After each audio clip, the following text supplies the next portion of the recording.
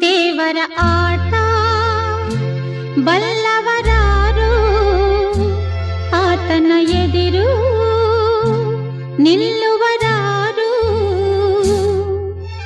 ಕೇಳದೆ ಸುಖವ ತರುವ, ಹೇಳದೆ ದುಃಖವ ಕೊಡುವ, ತನ್ನ ಮನದಂತೆ ಕುಣಿಸಿ